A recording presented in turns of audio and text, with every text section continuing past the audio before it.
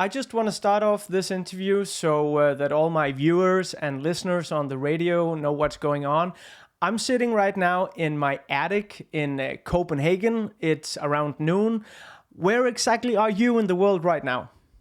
I'm in Sydney, Australia right now. So, and it's a night time now here now. So, yeah. Angus, I would like to start the interview by taking you a little trip down memory lane.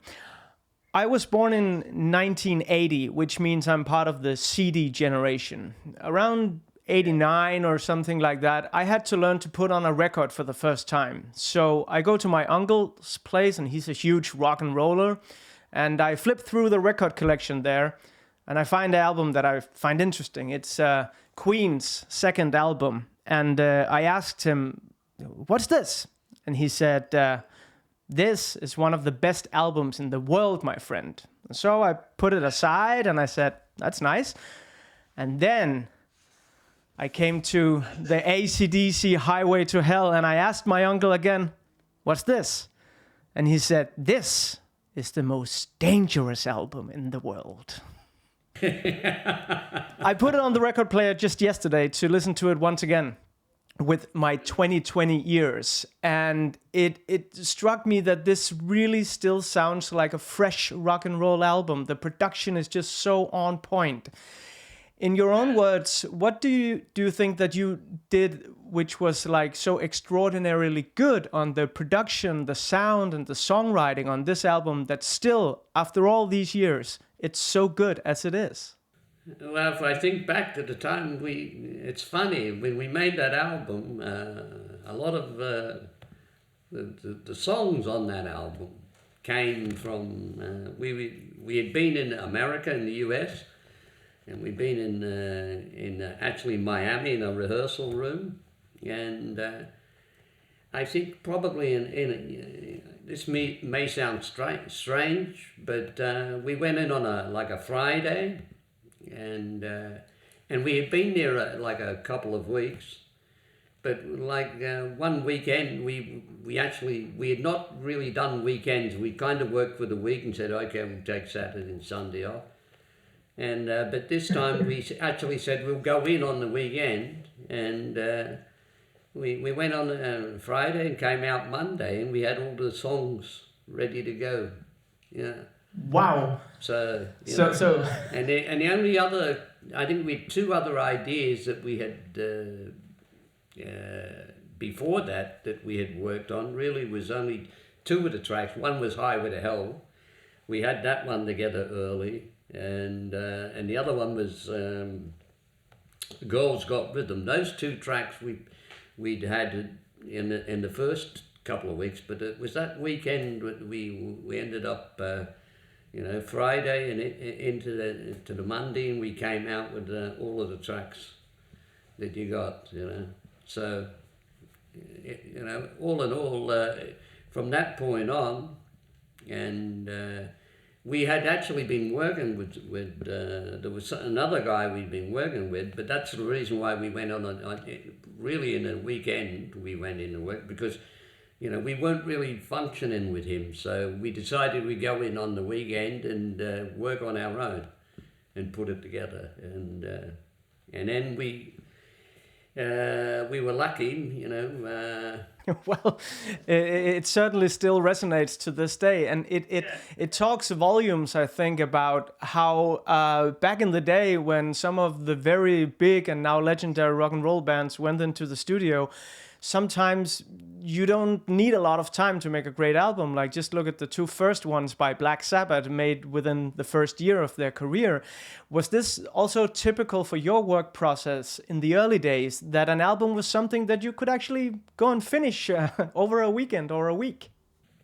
Well, it's probably because, at that time, we were really, we were abandoned, we went from one thing to the next so quick. You were touring, and the next thing you were going, okay, we got to do an album. We've got X amount of time, and So a lot of things moved so fast, you know, and that was with Highway to Hell, because immediately after that weekend, you know, my brother Malcolm talked to Mutt Lang, the producer, and he had, you know, he said, well, get me a cassette of what you got together, you know. He got that to him quick, within a couple of days, and then he said, right, we'll hook up in London. So we then had to, you know, pack our bags and get on the plane and get to London and England. And then we got in the studio there, and it was, you know, we had I think a couple of days, 2 days with him in a little rehearsal place, and then from that point we were into the studio, and it was a case of just getting the sound together. And then once we got the sound, you know, we you know, you get into the songs, and so it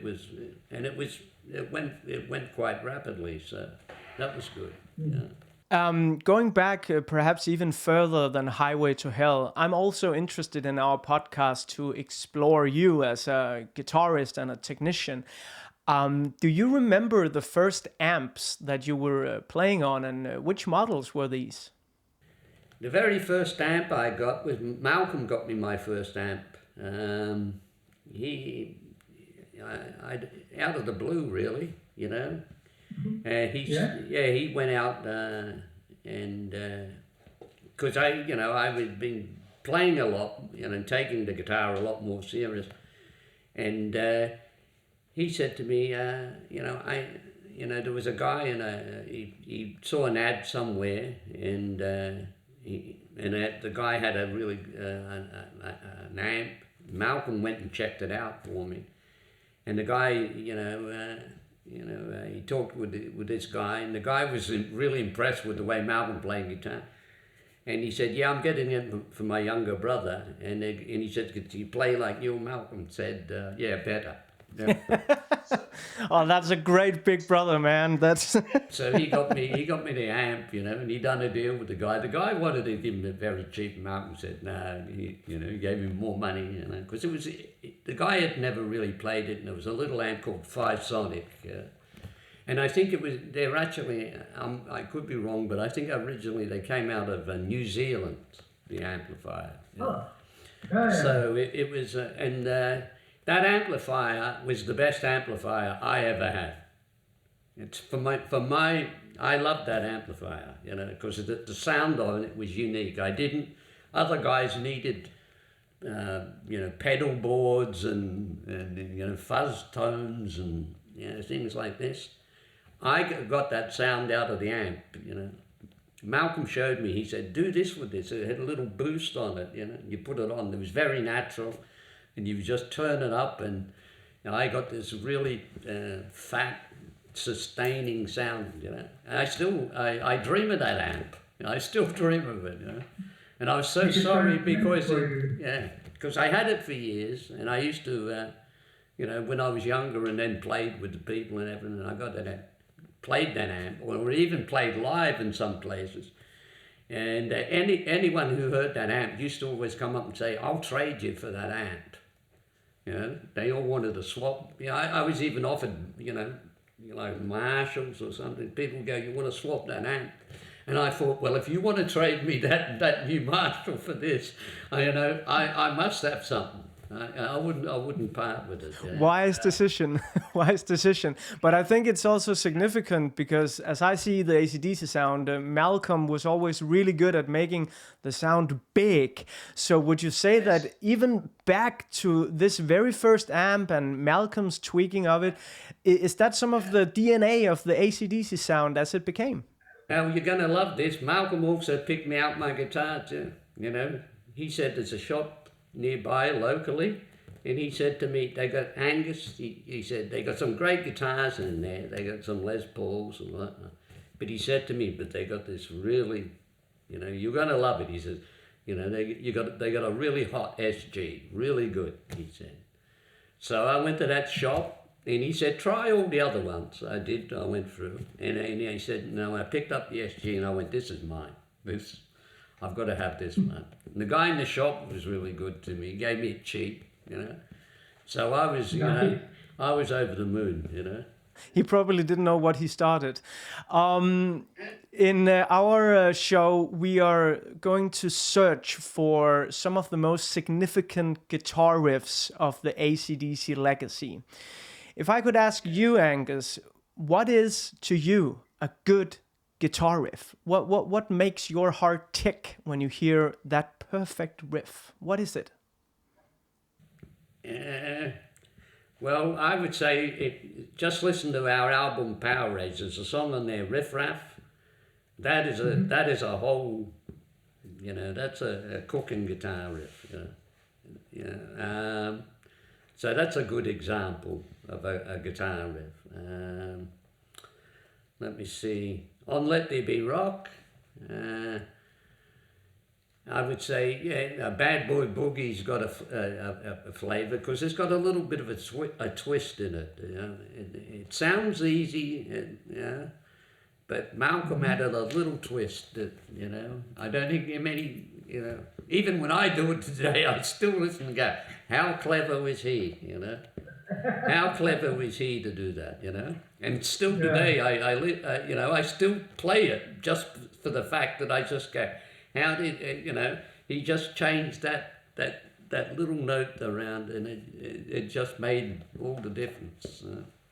And that's how he was too when you would work with him doing things like guitar riffs, And he was great. I mean, and then another great example is probably Back in Black. If you hear Back in Black, and some of the guitar pieces, the way he did, a riff, and that's what I used to say. I don't know how you conjure them up. I really, because the first time I ever heard that, he done that on an acoustic guitar, and he put it on a cassette, and we were touring, doing Highway to Hell, and he came in my room and he said, I'm clearing, because he wanted to clear. He'd filled up so many cassettes with riffs and stuff. And he was wanting to get, go over some of them, and he was wanting to clean out a few cassettes and go over and get rid of what he thought was rubbish and what was good. And he said, I'll play you, a couple of the ideas. He put that on, and I said, you were going to get rid of that? If you're going to get rid of that, give it to me. I'd say I wrote it. Give it to me, But I'm curious to know also, Angus, how is the writing process for you, or the guitar work that you do on a typical AC/DC recording? Is it stuff that comes to you very easily, like you wake up one morning and you think, that's a good melody, that's a good riff, that's a good structure of the song? Or is it more a work that goes slowly, piece by piece, putting it all together? Yeah, well, I've been lucky in a lot of times. I've been able to put down something. Say like if I went in my little room in the morning and grabbed a guitar and I just bashed out a few ideas, And then normally I would go, okay, go have lunch, whatever, and then I could come back, and for some reason, usually when it started to go dark, I don't know why, but as soon as the sun went down, and I go and listen to what I had done, and I'd go, wow, that's going to work, and I would be able to pick the magic things, I don't know why. It's like maybe your brain relaxes more or something, but When looking at all these beautiful albums, there's a lot of standout works and a lot of standout songs. Do you remember the first time with the band when you were recording a song that you thought for yourself, this is it. This is going to be a big song for us, perhaps a radio single, or it will venture fairly good in our concerts. Do you have a recollection of the first time that you thought, this is it? That part I don't know, but it's very difficult to say I know exactly what people will like. But I trust my own belly kind of, it's something I had from a younger age.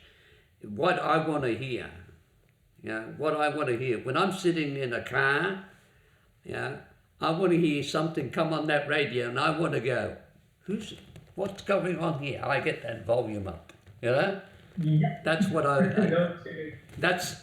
what I aim for. And with AC/DC, you know, that's how I always kind of thought. You know, my older brother used to always say, you know, he would do this. He would get a cassette, and whenever we did play something, he'd get in that car, and then he would, after we'd been in the studio, he'd run back what we had done, even if it was just jams and stuff, and then he would go, he would get you and put it on, and he'd go, listen to this, you know, and he'd go, whoa, you know, and he'd get excited, he'd go, yeah, he goes, you imagine when somebody on the radio, you know, they put that on, you know, and if it's going to make you excited, and that's always what I go for. You know, I like music that's exciting and catches my ear straight away.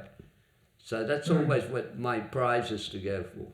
Well, continuing a bit down memory lane and the excitement of music, another AC/DC favorite of mine is The Razor's Edge, because this was the first album that came out while I was old enough to understand what was happening around me, had just discovered grunge and Nirvana and that thing. And actually, Thunderstruck is the first song that I ever kissed a girl to at the school dance. Well, there you go. So that's your girl kissing song, yeah? Yeah, it is. It's surprisingly well. And it just stuck with me ever since, you know, because I really remember this. But thinking and talking about this thing about that it is difficult to anticipate what the listeners will like. Are there some works in your back catalog where you're pleasantly surprised, looking back at it and saying, oh, they like this album so much. Wow, this is nice. Like, sometimes does it catch up to you? Like, you know, a guy like me, born in 1980, he sits with this album as the first one that he ever kissed a girl to. Is it surprising to you that some of these albums have just lasted a lifetime now? That's a hard thing for me to say. Yeah, because you know. When you're creating it, yeah, you kind of hope you strike that chord, you know, with people. You hope that somewhere when you make an album, somebody's gonna go, you know, they hear something and they go, wow, it means something to them, you know. It just strikes a chord. So we've been, I would call it maybe good luck in a way that we've been able to do that. You know? And the thing is, a lot of what goes in those albums, you know, when we were younger, and that's where a lot of it all goes back to. At that point, you know, like when I was an early teenager, 13, 14, music excited me. Still at that age, and I think back, I mean, in my time, you know, what I like music-wise, I had to wait up all night.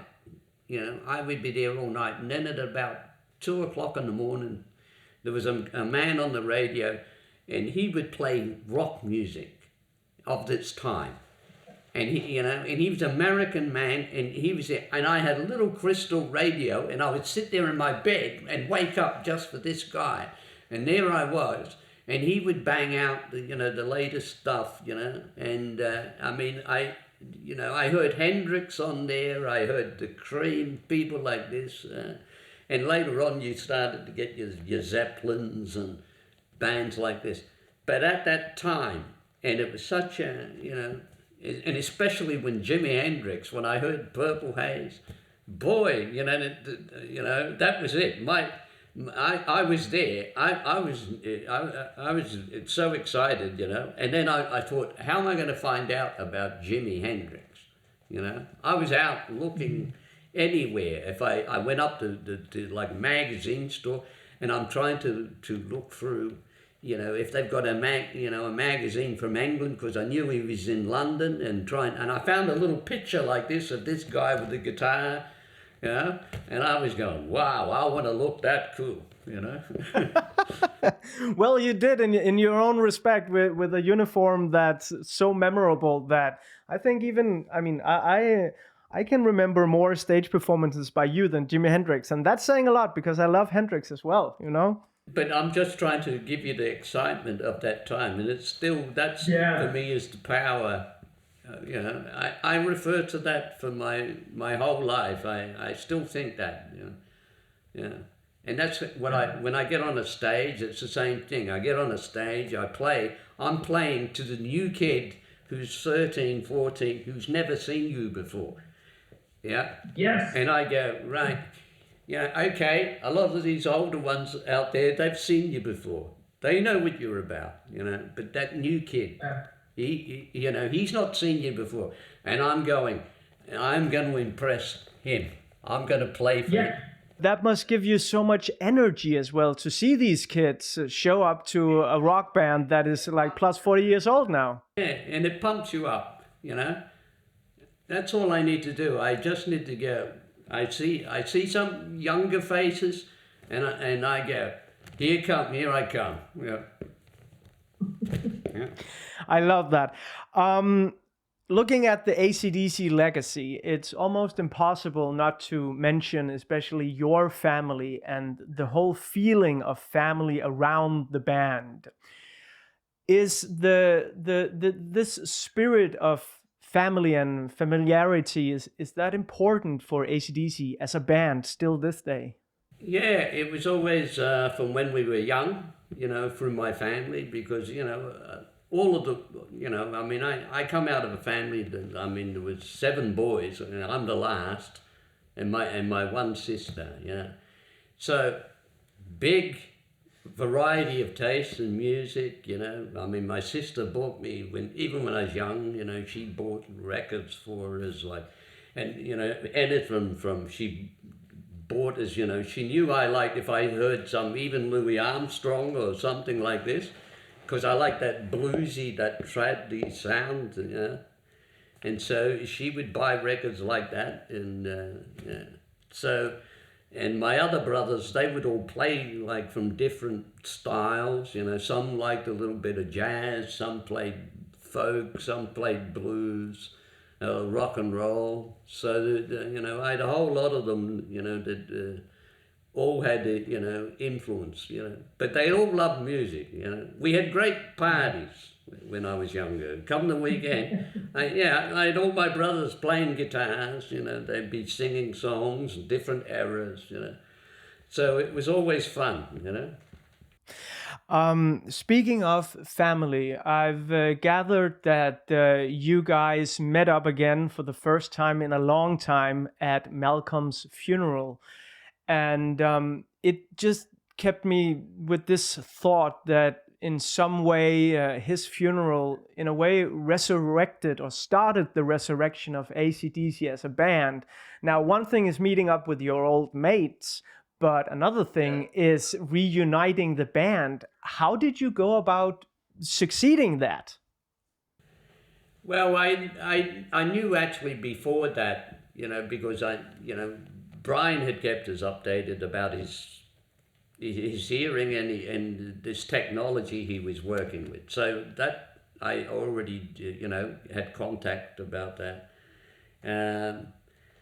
I knew, Cliff was, Cliff had said, even at the end of the last tour, he had said, I said, if I'm going to do something, do you want me to contact you? And he said, yeah, contact me, And, the one who came, Phil was there, so he came to the funeral and he looked great. He was in great shape, and he'd been, he'd been dealing with his own problems. He'd sorted out a lot of his problems. He'd had a lot of therapy and stuff. And so he was well together, and he looked great. He was healthiest that I'd seen him in a long time. He looked fighting fit, and it was good. Everyone was there, and we all got a bond. We've been together that long. that unit anyhow, and especially me and Phil going back to the very early days with me, and Cliff also, you know, and Brian. So since the 1980s, you know, what the world has known as AC/DC has been that unit. So it was just good, you know, that we were all there, and you know, everyone was eager. You know, when I talked to them after, and everyone was eager to be on board to do the album. You know, so that was really good. I was, you know, that gave me a lot of excitement too. You know. The other day I spoke to Lars Ulrich of Metallica, and we spoke a bit about that, how he would love that Metallica could continue playing music and staying relevant way up into the 70s or perhaps 80s, like the Rolling Stones or like AC/DC. He would love to see that happening. And I'm curious about you, Angus, like how far ahead in the future do you see AC/DC, and when is the stopping point? Like, would you still be doing AC/DC if you're not able to do your dog walk or the crazy jumps on stage anymore? Well, I'd still do my best, you know. I know. And that is, you know, it's part of me, you know. I go for the wall, you know. Well, even Malcolm that's what Malcolm used to always say. Angus just goes for it, you know. That, you know, even if I mess up, he goes for it, you know. The new album is made up of what you've said, like songs that you and Malcolm had in the AC/DC vault. And I'm curious to know about the album because, as we spoke earlier, Malcolm was always good at making this big sound, which is a trademark of the AC/DC sound nowadays. How has it been doing an album without him there? I always think he's there with me, even when I was getting the songs out, you know. I have to, you know, I've got that feeling he's always with me. I mean, every night I go out, I'm talking to Malcolm. I might be crazy, but I'm talking to him, you know. I have. What do you talk about? Yeah, anything. I think of things that are funny, I've seen, you know, and not only Malcolm, my other members of my family, my other brother George is the same, you know. You know, and I think of them, you know, and I laugh. And the same, even my sister, I giggle. I have giggles every now and again, you know, because, you know, of how they were, you know, as people, and you know, I still joke, and I'm even talking to them. So, you know, I can sit outside and I'm having a conversation with people. You know, you know, maybe if people see me, they go, "That guy's not quite with us," you know. Yeah, but you know,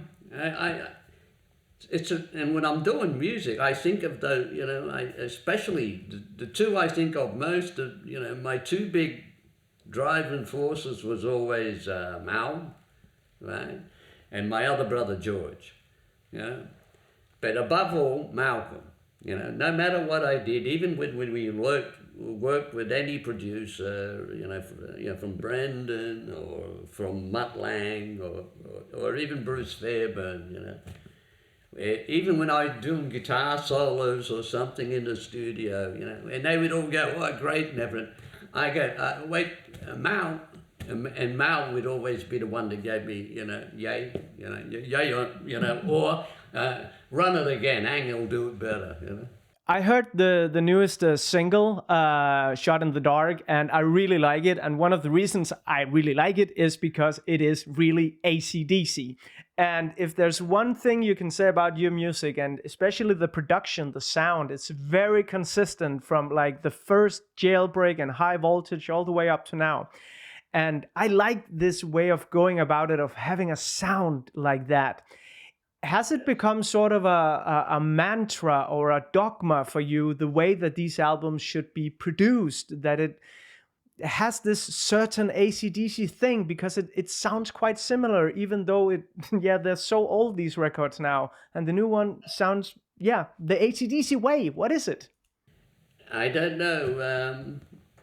Maybe Brendan says it best. He said that, you know, you get a sound in the studio and you know, and somebody plugs in, maybe one of our crew plugs it and strums it, and they get a sound. And he said, but it all comes together when you're playing it. It's the way you play, because he says it's in the fingers. It's what they do. That's making the sound. Yeah.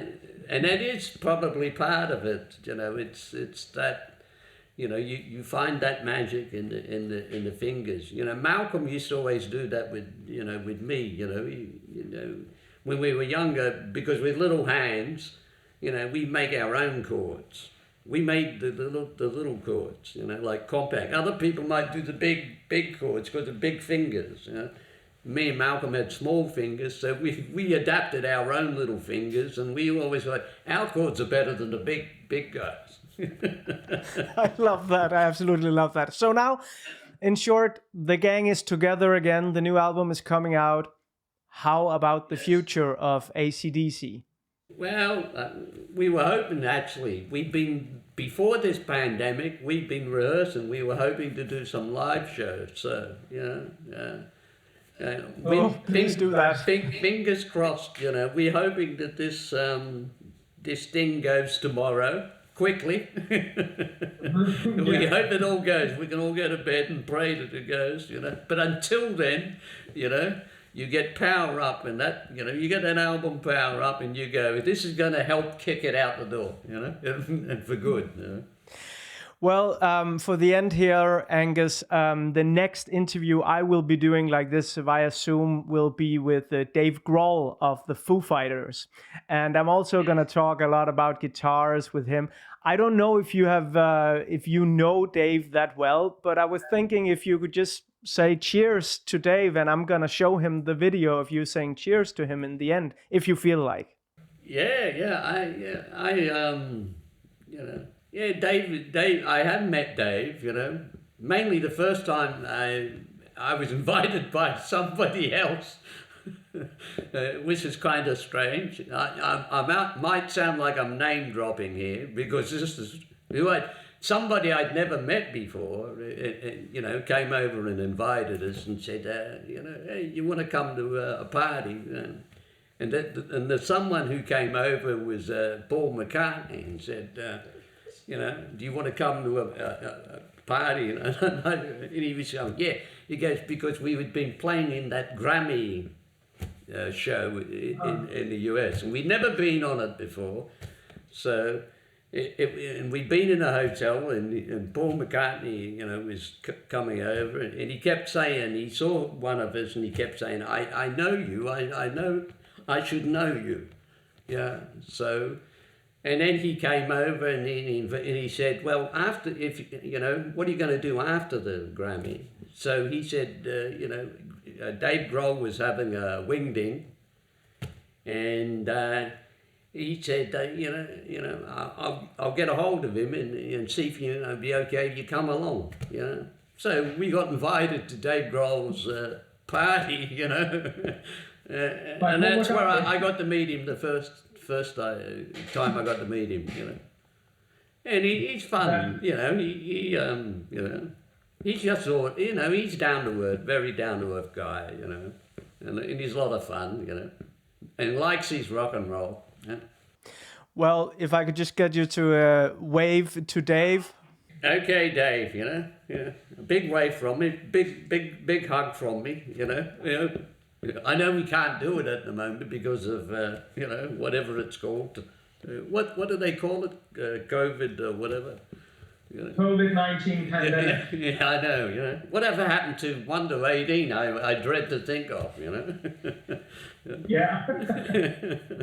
Angus, thank you so much for your time, and thank you so much for the words and the music. I could keep on talking to you for hours and hours on, and I hope when this COVID-19 pandemic is through that we'll be able to see each other out on the big stadiums at an AC/DC live concert. I cross my fingers.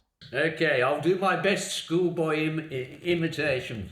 All right. Yeah. Yeah. Well, That's so thank great. you. Thank you very much, Angus. Thanks, Angus. Thank you.